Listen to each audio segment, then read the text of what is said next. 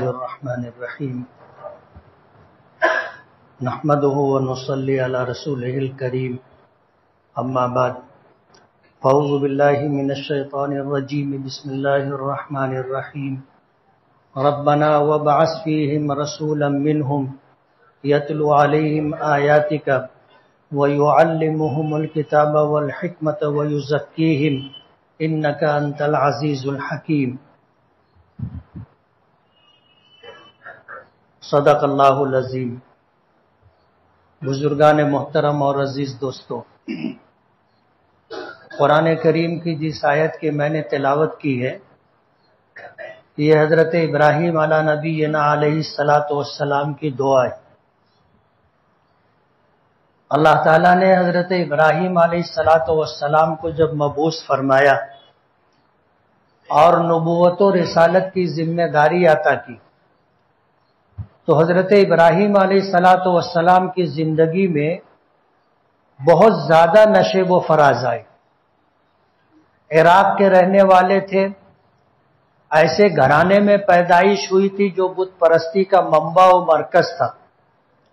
وہ بت فروش ہی نہیں، بت گر لوگ تھے، بت بنایا کرتے تھے، بت بیچا کرتے تھے، اور یہ ان کا خاندانی پیشہ تھا۔ اور اسی کام سے حضرت ابراہیم علیہ الصلاۃ والسلام کو بھی لگانے کی کوشش کی گئی۔ حضرت ابراہیم علیہ الصلاۃ والسلام نے اپنی حکمت عملی سے ایسا طریقہ اختیار کیا کہ ان کو گھر والوں نے ہی روک دیا۔ بازار میں جا کر جب اس کی اس کی فروخت کیا کرتے تھے تو آدمی جب اپنا مال بیچتا ہے تو اس کی خوبیاں بیان کرتا ہے، کوئی ایسی بات کہتا ہے جس سے لوگ متوجہ ہوں اور خریدیں۔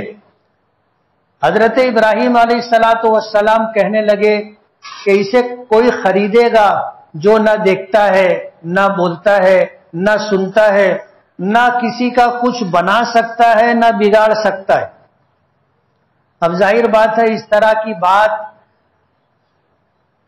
بتوں کو ماننے والا اگر کوئی سنے گا تو اگر اس کی خریدنے کی بھی چاہت ہوگی تو وہ نہیں خریدے گا۔ صبح سے شام تک بازار میں رہتے اور شام کو جب واپس آتے تو معلوم ہوتا کہ کچھ بھی کاروبار ہوا نہیں۔ گھر والوں نے اپنے طور پر جب جاننے کی کوشش کی تو پتا چلا کہ یہ صورتحال ہے تو ان کو روک دیا گیا۔ انبیاء کرام علیہم الصلاۃ والسلام کا وہ زمانہ جو نبوت اور رسالت ملنے سے پہلے کا زمانہ ہوتا ہے وہ بھی شرک سے پاک ہوتا ہے، وہ بھی ایسی برائیوں سے محفوظ ہوتا ہے جن برائیوں کی وجہ سے آدمی کی شخصیت داغدار ہو جائے اور یہ داغ ساری زندگی لگا رہے۔ انبیاء کرام علیہم الصلاۃ والسلام کو اللہ پاک محفوظ رکھتے ہیں، اور اہل سنت والجماعت کا عقیدہ ہے کہ انبیاء کرام علیہم الصلاۃ والسلام معصوم ہوتے ہیں۔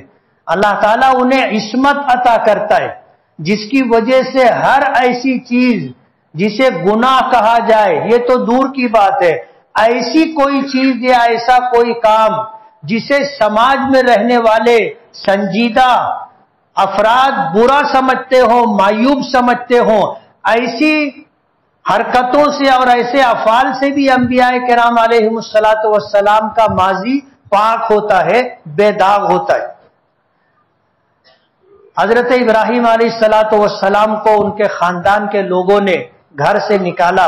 وجہ اس کی یہ تھی کہ جب اللہ پاک نے انہیں نبوت اور رسالت کی ذمہ داری عطا کی تو انہوں نے دعوت و تبلیغ کا سلسلہ اپنے گھر سے شروع کیا۔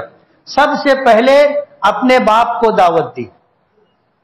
ظاہر بات ہے کسی شخص کو اگر لگاؤ ہوتا ہے تو سب سے زیادہ لگاؤ ماں سے ہوتا ہے، باپ سے ہوتا ہے، درجہ بدرجہ خاندان میں گھر میں افراد سے ہوتا ہے۔ نبی کریم صلی اللہ علیہ وسلم کو بھی جب یہ ذمہ داری دی گئی تو قرآن کریم میں آتا ہے اللہ پاک نے فرمایا وَأْمُرْ أَهْلَكَ بِالصَّلَاةِ وَاسْتَبِرْ عَلَيْهَا، اہلک اپنے گھر والوں سے آپ اپنے کام کا آغاز کیجیے، عام طور پر کہا جاتا ہے کہ چراغ تلے اندھیرا ہوتا ہے. یہ مثال مجھ پر اور آپ پر صادق آ سکتی ہے، لیکن انبیاء کرام علیہم الصلاۃ والسلام کے متعلق یہ بات نہیں کہی جا سکتی.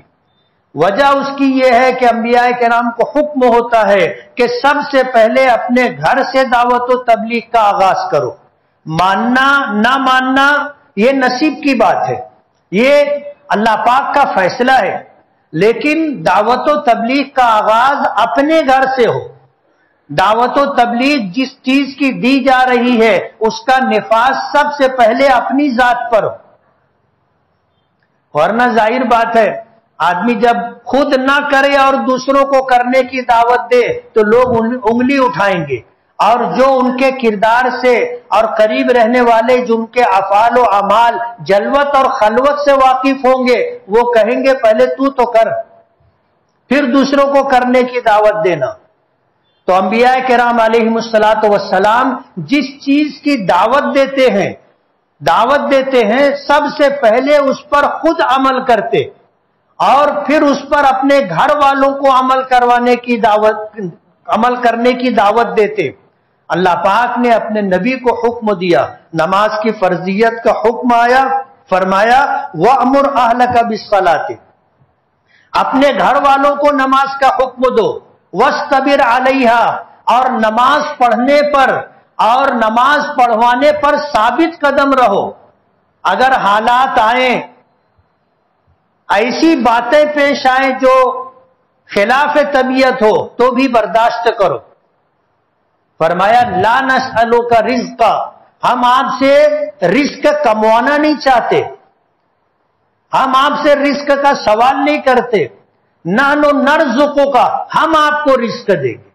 ظاہر بات ہے رزق دینے والی ذات اللہ رب العالمین کی ہے. اللہ پاک نے اگر انبیاء کرام علیہم الصلاۃ والسلام کو روزی دی ہے تو ہمیں بھی روزی دینے والا وہی ہے، اور اللہ نے اس کی ذمہ داری لی ہے. وَمَا مِن دَابَّةٍ فِي الْأَرْضِ إِلَّا عَلَى اللَّهِ رِزْقُهَا، روئے زمین پر جتنی مخلوقات ہے سب کو روزی دینے کی ذمہ داری اللہ نے اپنے سر لی ہے. إِلَّا عَلَى اللَّهِ رِزْقُهَا، اللہ پاک پر ان کی روزی دینے کی ذمہ داری ہے. اللہ سب کو روزی دیتا ہے، جس کے پاس سب کچھ ہو اس کو بھی اللہ ہی روزی دیتا ہے، اور جس کے پاس کچھ نہ ہو اس کو بھی کھلانے والا پلانے والا اس کی ساری ضرورتیں پوری کرنے والا اللہ ہے. کہتے ہیں نا کہ آدمی اللہ بھوکا اٹھاتا ہے، بھوکا سلاتا نہیں ہے، بلکہ بسا اوقات ایسا ہوتا ہے جن کے پاس سبب کے درجے میں کچھ نہیں ہوتا وہ ان سے اچھا کھاتے ہیں جن کے پاس سب کچھ ہوتا ہے. یہ تو اللہ کی شان اور قدرت ہے. مانگنے والے 10 طرح کا ان کے دسترخوان پر کھانا ہوتا ہے، اور جن کے پاس سب کچھ ہے ان کے دسترخوان پر کیا ہوتا ہے وہ آپ کو پتا ہے. یہ تو اس کی قدرت ہے. تو انبیاء کرام کو بھی اسی بات کا حکم تھا، اپنے گھر والوں کو نماز پڑھنے کا حکم دو اور اس بات پر جمے رہو ہم آپ سے روزی کا سوال نہیں کرتے، ہم آپ کو روزی دیں گے. والعاقبۃ للتقوی، اور پرہیزگاری اختیار کرنے والوں ہی کے لیے اچھا انجام. تو حضرت ابراہیم علیہ الصلاۃ والسلام سب سے پہلے انہوں نے اپنے گھر سے دعوت و تبلیغ کا آغاز کیا. ظاہر بات ہے یہ وہ کام تھا اور یہ وہ بات تھی جس کو اگر ان کے گھر کے لوگ ماں باپ بھائی بہن افراد خانہ اگر مان لیتے تو بھٹا بیٹھ جاتا، سارا کاروبار ٹھپ ہو جاتا. سب نے مشورے کے ساتھ حضرت ابراہیم کو گھر سے نکالا، اور حضرت ابراہیم علیہ الصلاۃ والسلام کو گھر سے نکلنا پڑا، شہر سے نکلنا پڑا اور اپنے علاقے سے نکلنا پڑا. عراق سے نکل کر کے ملک شام جانا پڑا، اور عجیب و غریب امتحانات سے اللہ پاک نے حضرت ابراہیم کو گزارا. ان حالات سے گزر کر کے حضرت ابراہیم علیہ الصلاۃ والسلام قصہ مختصر بیت اللہ تک پہنچے. بیٹے کی قربانی دی، بیت اللہ کی تعمیر کا مرحلہ آیا، بیت اللہ کی تعمیر کی، قرآن کریم میں آتا ہے کہ جب بیت اللہ کی دیواریں بلند کر چکے، بیت اللہ کی دیواریں بلند کر چکے، تو اللہ پاک کی طرف سے حکم ہوا کہ لوگوں میں حج کا اعلان کرو، لوگوں میں حج کا اعلان کرو۔ تو حضرت ابراہیم علیہ السلام نے عرض کیا کہ خداوندہ یہاں میری آواز سننے والا کون ہے؟ یہاں میری آواز سننے والا کون ہے؟ اللہ پاک کا حکم ہوا کہ ابراہیم، حکموں کی تعمیل تمہاری ذمہ داری ہے، اور جس بات کا حکم دیا گیا ہے اس کام کو کرنا تمہارے اختیار کی بات ہے، بس ساری دنیا تک آواز پہنچانا ہمارا کام ہے، آپ آواز دو۔ حضرت ابراہیم علیہ السلام نے، کتابوں میں آتا ہے کہ مقام ابراہیم پر کھڑے ہو کر کے آواز دی، اللہ پاک نے وہ آواز ساری دنیا میں جہاں جہاں انسان بس رہے تھے سب کے کانوں تک پہنچائی۔ سننے والوں میں سے خوش نصیب لوگوں نے کہا لبیک اللہم لبیک۔ لبیک کے معنی آتے ہیں میں حاضر ہوں، اے اللہ میں حاضر ہوں۔ جنہوں نے لبیک کہا، حاضر ہونے کی، حاضری کی دعوت قبول کی، اللہ پاک ان کو اپنے گھر پر بلاتے حج کے لیے۔ جنہوں نے سنا اور جواب نہیں دیا ان کے حصے میں حج کی سعادت نہیں ہے۔ عالم ارواح میں جتنی روحیں تھیں سب کے کانوں تک اللہ پاک نے یہ آواز پہنچائی۔ آج تک جتنے انسان آئے انہوں نے، ان کی روحوں نے بھی سنا تھا، آج جو ہیں ان کی روحوں نے بھی سنا، اور قیامت تک جتنے انسان آئیں گے سب کی روحوں نے سنا۔ جنہوں نے لبیک اللہم لبیک کہا کہ میں حاضر ہوں، اے اللہ میں حاضر ہوں، اللہ ان کو اپنے گھر پر حج کے لیے بلائے گا۔ جنہوں نے جواب نہیں دیا وہ رہ گئے۔ تو حضرت ابراہیم علیہ السلام نے ایک کام تو اللہ کے حکم پر یہ کیا، لیکن بشری تقاضے کے پیش نظر سارے اختیارات اللہ رب العالمین کے پاس ہیں، کرنے والی ذات اللہ کی ہے۔ انبیاء کرام علیہم السلام کا کام دعوت و تبلیغ ہے۔ دعوت و تبلیغ کا مطلب یہ ہے کہ کسی کو بلانا دعوت کہلاتا ہے، اور کسی تک اپنی بات کا پہنچانا تبلیغ کہلاتا ہے، اور یہی کام انبیاء کرام علیہم السلام کی بعثت کا مقصد ہے۔ انبیاء کرام علیہم السلام کو اللہ نے اسی لیے بھیجا کہ دنیا میں جاؤ، میری معرفت کی طرف، میری توحید ربوبیت الوہیت کی طرف آنے کی لوگوں کو دعوت دو، اور توحید کا، ربوبیت کا، الوہیت کا پیغام لوگوں تک پہنچاؤ۔ یہ دعوت و تبلیغ کی ذمہ داری انبیاء کرام علیہم السلام کی۔ حضرت ابراہیم علیہ السلام نے بیت اللہ کی تعمیر ہونے کے موقع پر دعا مانگی تھی، اور وہی دعا جس کی میں نے قرآن کریم کی آیت کی تلاوت کی کہ یہ حضرت ابراہیم علیہ نبینا علیہ السلام کی پکار ہے، ان کی دعوت ہے، ربنا اے ہمارے پروردگار، وابعث فیہم، انسانوں میں انہی میں سے کسی کو اپنا نبی اور رسول بنا کر کے بھیج، رسولا منہم، انہی میں سے اپنا رسول بنا کر کے بھیج، یتلو علیہم آیاتک، جو ان پر تیری آیتوں کی تلاوت کرے، وَيُعَلِّمُهُمُ الْكِتَابَ وَالْحِكْمَةَ، اور انہیں کتاب و حکمت کی تعلیم دے، وَيُزَكِّيهِمْ، اور ان کے نفوس کا تزکیہ کرے، إِنَّكَ أَنْتَ الْعَزِيزُ الْحَكِيمُ، بے شک تو ہی غالب ہے اور حکمت والا ہے۔ یہ حضرت ابراہیم کی دعا تھی، اللہ پاک سے انہوں نے نبی کریم صلی اللہ علیہ وسلم کو مانگا تھا۔ یہ وہ دعا ہے جو حضرت ابراہیم کی ہے، اور اس دعا کا پس منظر یہ ہے کہ انہوں نے اللہ سے نبی کریم صلی اللہ علیہ وسلم کو مانگا تھا، اور بہت بڑی مانگ تھی۔ اللہ سے مانگا تو وہ مانگا جو اللہ کے خزانے میں بھی صرف ایک ہی تھا۔ نبی کریم صلی اللہ علیہ وسلم جیسا نہ آپ سے پہلے کوئی آیا، نہ آپ کے بعد قیامت تک کوئی آئے گا۔ حضرت ابراہیم نے اللہ سے مانگا حضور پاک صلی اللہ علیہ وسلم کو، اسی لیے حضور پاک صلی اللہ علیہ وسلم فرماتے ہیں انا دعوت ابی ابراہیم، کہ میں اپنے باپ ابراہیم کی دعا ہوں۔ حضرت ابراہیم نے اللہ سے مانگا تھا، دعا کی تھی، اللہ نے عطا فرمایا، اور یہ انعام تھا حضرت ابراہیم کے لیے، اس لیے کہ حضرت ابراہیم کے جو امتحانات ہوئے تھے، ان امتحانات کی کامیابی کے بعد ظاہر بات ہے پھر نوازا جانا تھا، نعمت تو انعام تو ملنا ہی تھا، تو اللہ پاک سے جو مانگا انعام کی شکل میں آپ کو دیا گیا۔ اسی لیے حضور نے فرمایا کہ انا دعوت ابی ابراہیم، کہ میں اپنے باپ ابراہیم علیہ السلام کی دعا ہوں۔ اللہ نے نبی کریم صلی اللہ علیہ وسلم کو مبعوث فرمایا اور خاتم الانبیاء بنا کر کے بھیجا کہ حضرت آدم علیہ نبینا علیہ السلام سے جو دعوت و تبلیغ کا سلسلہ چلا، انبیاء کرام علیہ السلام کا وہ زرین سلسلۃ الذہب، سونے کی کڑی در کڑی، وہ آ کر نبی کریم صلی اللہ علیہ وسلم پر مکمل ہوئی۔ آپ خاتم الانبیاء، آپ کے بعد قیامت تک کوئی نبی نہیں آئے گا۔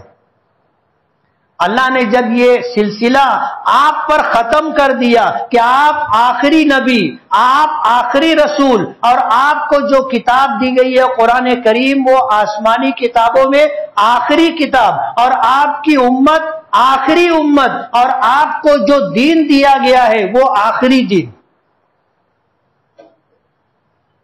اللہ پاک نے نبی کریم صلی اللہ علیہ وسلم کو اور آپ کے ذریعے قیامت تک آنے والی امت کو یہ انعامات دیے ہیں، اور ذمہ داری بھی دی کہ اب نبی اور رسول نہیں آئیں گے، لیکن نبی اور رسول کا کام آپ کی امت کو کرنا ہے، دعوت و تبلیغ کا کام آپ کی امت کو کرنا ہے، علماء کرام کو کرنا ہے، اس امت کے ایک ایک فرد کو کرنا ہے۔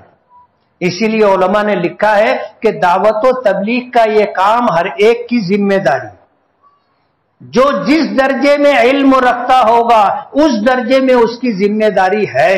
علماء کرام کی ذمہ داری بڑی ہے، اس لیے کہ انہیں قرآن و حدیث کا علم اللہ نے دیا ہے، تو ان کا علم عام انسانوں کے مقابلے میں زیادہ ہے، تو ان کی ذمہ داری بھی زیادہ ہے، اور یہ کام وہ مکاتب اور مدارس کے ذریعے سے انجام دے رہے ہیں۔ بزرگان دین، اولیاء کرام خانقاہوں میں بیٹھ کر کے لوگوں کے نفوس کا، لوگوں کی روحوں کا تزکیہ کرتے ہیں، برائیوں سے، بری عادتوں سے بچا کر اچھائی اور اچھی عادتوں کا عادی بناتے ہیں۔ یہ خانقاہوں کا کام ہے، اور عام انسانوں کا کام جتنا علم ہے اتنی بات دوسروں تک پہنچانا، جسے دعوت و تبلیغ کہتے۔ دھولیا میں پورے مہاراشٹر کا اجتماع ہے، آج پہلا دن ہے، کل دوسرا دن ہے، پرسوں تیسرا دن، پورے صوبہ مہاراشٹر کا اجتماع دھولیے میں ہو رہا ہے۔ سبھی لوگوں سے اس میں شرکت کی گزارش ہے، اللہ اس کے رسول کی بات ہوگی۔ تبلیغی جماعت میں دعوت و تبلیغ کا جو کام ہے وہ عام انسان کی ضرورت کے لیے 6 باتوں کی جو ہے 6 باتوں میں ان کی گفتگو ہوتی ہے، لیکن پورا دین 6 باتوں میں نہیں آتا ہے۔ اسی لیے علماء نے لکھا ہے کہ دعوت و تبلیغ کا کام نافع ہے، کامل نہیں ہے، نافع ہے، کامل نہیں ہے۔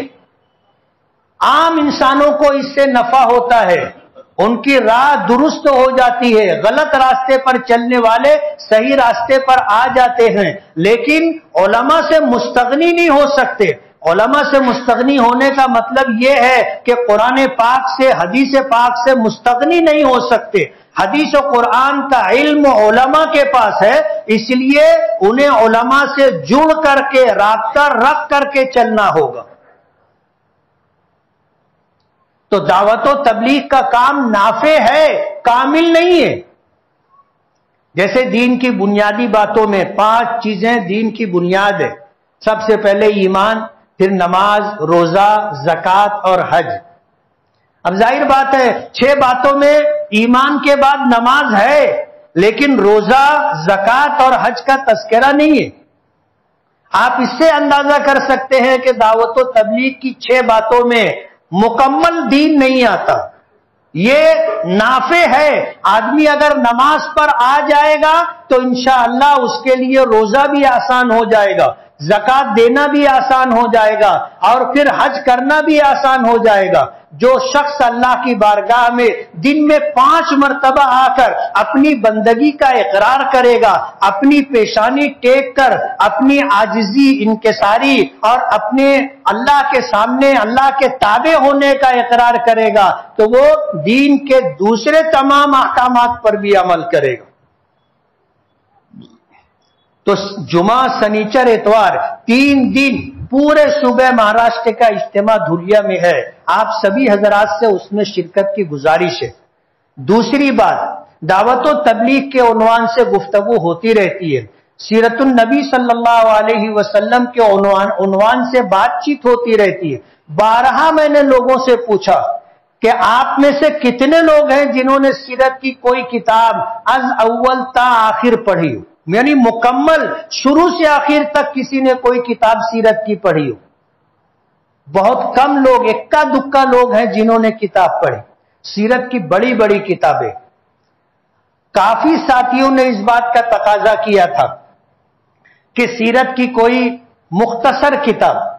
میں بھی کافی دنوں سے تلاش کر رہا تھا کہ سیرت کی موٹی موٹی کئی جلدوں میں تو کتابیں ہیں، اور حضور کی سیرت اور زندگی ہے ہی ایسی کہ ہزاروں کتابیں لکھی جا چکی اور قیامت تک لکھی جاتی رہیں گی۔ لوگ سیرت پر لکھنا اپنے لیے سعادت سمجھتے ہیں، سیرت پر لکھنا اپنے لیے سعادت سمجھتے ہیں، عربی زبان ہو، فارسی زبان ہو، اردو زبان ہو، اور دنیا میں جتنی زبانیں بولی جاتی ہیں ان زبانوں کے جاننے والے نبی کریم صلی اللہ علیہ وسلم کی سیرت پر کچھ نہ کچھ لکھتے ہیں۔ آپ کو حیرت ہوگی کہ مسلمانوں کے علاوہ یہودیوں اور عیسائیوں نے بھی حضور کی سیرت لکھی ہے۔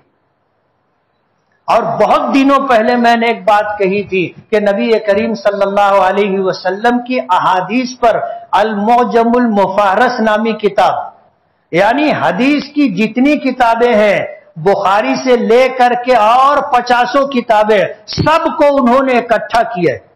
اور اگر آپ کو حدیث پاک کا ایک لفظ اگر یاد ہے تو اس لفظ کو آپ نکالیے، وہ حدیث آپ کو مل جائے گی۔ یہ کام کرنے والا یہودی ہے، یعنی اتنا بڑا کام کسی مسلمان عالم نے نہیں کیا، یہودی نے کیا۔ سیرت کی کتابیں انگریزی زبان میں ان لوگوں نے لکھی جو مسلمان نہیں ہیں۔ تو حضور کی سیرت پر کتابیں بے شمار لکھی گئیں اور لکھی جا رہی ہیں اور قیامت تک لکھی جاتی رہیں گی، لیکن عام انسانوں کے لیے کوئی مختصر ایسی کتاب جس میں حضور کی سیرت کے اہم گوشے آ گئے ہوں۔ جب میں یہ بات کہتا تھا، ہفتہ بھر، مہینہ بھر لوگ پوچھتے رہتے تھے کہ کوئی کتاب کا نام بتاؤ، کوئی کتاب کا نام بتاؤ۔ اب بڑی کتابیں خریدنا ہر ایک کے بس کی بات نہیں۔ بہت تلاش کرنے کے بعد مفتی محمد شفیع رحمت اللہ علیہ کی ایک کتاب خاتم الانبیاء ملی، جو باریک 2 حصوں میں ہے۔ وہ کتاب میں لایا، اور اسی طرح تاریخ اسلام کے نام سے کہ سوال اور جواب، مولانا محمد میاں رحمت اللہ علیہ کی کتاب، جو جمعیت علماء کے ناظم عمومی رہے اور جنہوں نے دینی تعلیم کے 12 رسالے لکھے، تاریخ اسلام کے نام سے ان کی ایک کتاب ملی جو بہت مفید اور نافع ہے۔ سیرت کی ایک کتاب اور تاریخ اسلام کی ایک کتاب، وہ کتاب لا کر میں نے مولانا علیم الدین صاحب کو دی، اور انہوں نے الحمدللہ یہ کتاب چھاپ لی۔ وہ کتاب چھپ گئی ہے، اور وہ کتاب لے کر کے آئے۔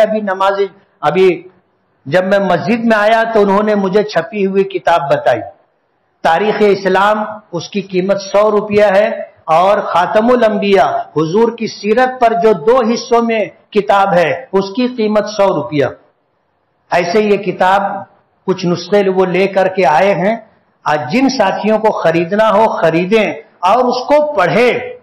حضور کی سیرت کے کچھ حصے علماء کرام اپنی گفتگو میں اپنے بیان میں رکھ دیتے ہیں، لیکن حضور کی مکمل سیرت پڑھنی چاہیے۔ ہم آپ کے امتی ہیں اور آپ کو اپنا نبی اور رسول مانتے ہیں، کم سے کم حضور کی شخصیت کیا تھی اور آپ سے جڑی ہوئی کیا کیا باتیں ہیں، ہمیں اس کا جاننا ضروری ہے۔ آدمی جب کسی کو جانتا ہے تب مانتا ہے، بات سمجھ میں آ رہی ہے؟ آدمی کسی چیز کو جب جانتا ہے تو مانتا ہے، جانتا ہے تو پسند کرتا ہے۔ اب ہمیں اگر معلوم ہی نہیں ہے کہ ہمارے نبی کیا تھے، کیسے تھے، تو صحیح معنوں میں آپ کو ماننے کی جو بات ہے وہ ہم میں نہیں۔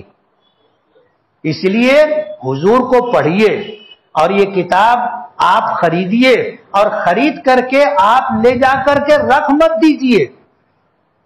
اسے کوئی بیچنا مقصد نہیں ہے، تجارت کرنا مقصد نہیں ہے، بلکہ ہم یہ چاہتے ہیں کہ آپ اس کتاب کو پڑھو، اپنے بچوں کو پڑھواؤ، اپنے گھر لے جاؤ، گھر کی خواتین کو پڑھواؤ۔ ہمیں جب معلوم ہوگا کہ اللہ کے نبی کون تھے اور آپ کے کام کیا تھے، آپ کی دعوت کیا تھی، تو ہمیں حضور کی پہچان ہوگی۔ پہچان ہوگی تو محبت پیدا ہوگی، معرفت نصیب ہوگی، اور پھر ہم میں ماننے کا جذبہ پیدا ہوگا، جس کو ایمان کہتے۔ ابھی تو ہمارا ایمان کیسا ہے؟